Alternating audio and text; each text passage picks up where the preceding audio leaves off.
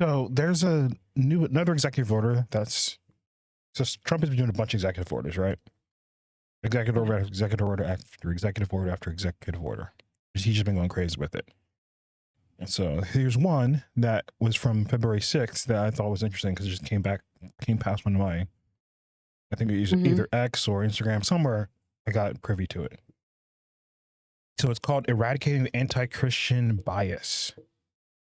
Let me read a little about it. Yeah, let me read a little about it. It's interesting because I'm like, okay. So here's like the first few paragraphs. By the authority vested in me as president of the Constitution, by the Constitution and the laws of the United States, I hereby order Section 1, purpose and policy. It is the policy of the United States and the purpose of this order to protect the religious freedoms of Americans and end the anti-Christian weaponization of the government.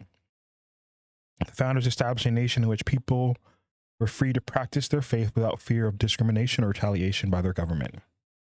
For that reason, the United States Constitution enshrines the fundamental right to religious liberty in the First Amendment.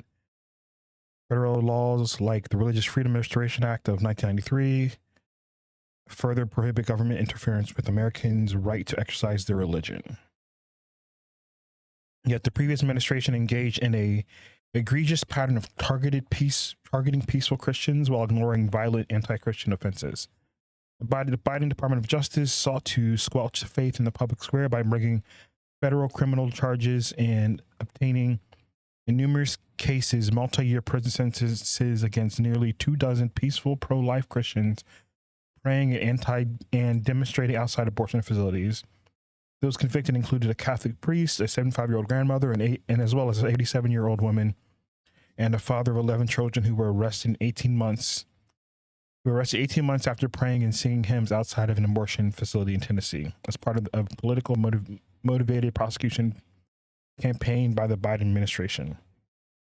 And then it goes on from there, talks about Catholic Church and stuff like that. So what are your thoughts on this? It's about time. Yeah. Like, we've been seeing from our government, like, you have to tolerate everybody. Like, you have to tolerate everybody's beliefs. You have to be, kind, whatever. And, I personally think Jesus, I mean, not in the sense of Jesus is tolerant and kind, but not in the same sense that you can tolerate someone without accepting something that they believe to be true as true if it's not true.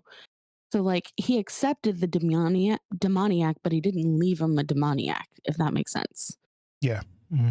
Like, there was no judgment. He wasn't like, ooh, look at that person. He wasn't mean.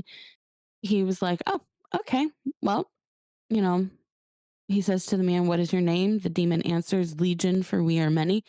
And he's like, get out. So, I mean,